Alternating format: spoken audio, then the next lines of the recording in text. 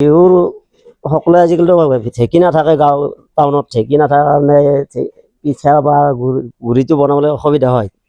তাৰ কাৰণে আমি এইবিলাক বহুত দিন ধৰি কৰি আছোঁ, 12 বছৰমান হ'ল। পিঠা, লাৰু, চুঙা পিঠা, তিল পিঠা, নাৰিকলৰ লাৰু, গুৰৰ লাৰু, মাহ সৰৈ এইবিলাক আমি প্ৰস্তুত কৰিছোঁ বিহুৰ কাৰণে। ইতিমধ্যে আপোনাৰ 12 বছৰ ৰানিং চলি আছে এতিয়া। হয়।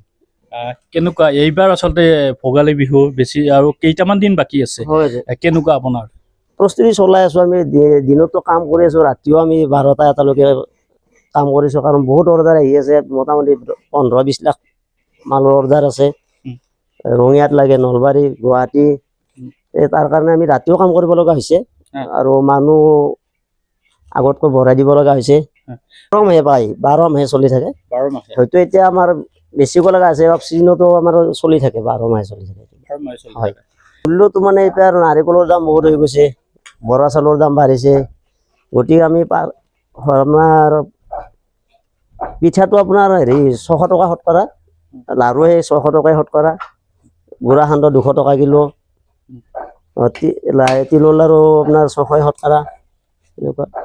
আপোনাৰ সৈতে কিমানজন মানুহ ইয়াত জড়িত হৈ আছে? মোৰ সৈতে এতিয়া বৰ্তমান 15জন মানুহ লাগি আছে। 15জন। হয়, বছৰ বছৰ ধৰি তেখেতসকলে কাম কৰি তেখেতসকলে আৰম্ভণিৰ পৰা আছে, সেই মানুহ আছে। এই 15জন মানুহ আৰম্ভণিৰ পৰাই ইয়াতে কাম কৰি আছে। এই পিঠা লাৰু ক'ত ক'ত যায়? অসমৰ বিভিন্ন প্ৰান্তত অসমৰ বিভিন্ন প্ৰান্তত যায়, বহুত জাগাত যায়। নলবাৰী, গুৱাহাটী, বৰপেটা, ধমধমা, বৰমাই, বহুত যায়। অসমৰ চব জাগাতে যায়, তাৰমানে ফোন কৰি আহে, লৈ যায়।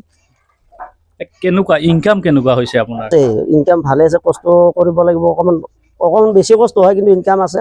আৰু আনেও কৰক, ভাল হেৰিটো। আৰু আপোনাৰ এইটো ইনকামৰ কথাটো ইনকামে, আৰু সন্মানো আছে। এইটো বহুত মানুহ আমাক বহুত মৰম কৰে এইটো কৰাৰ কাৰণে, যে অসমীয়া মানুহ, অসমীয়া হেৰি এটা চলাই আছো ইমান ভাল পায়।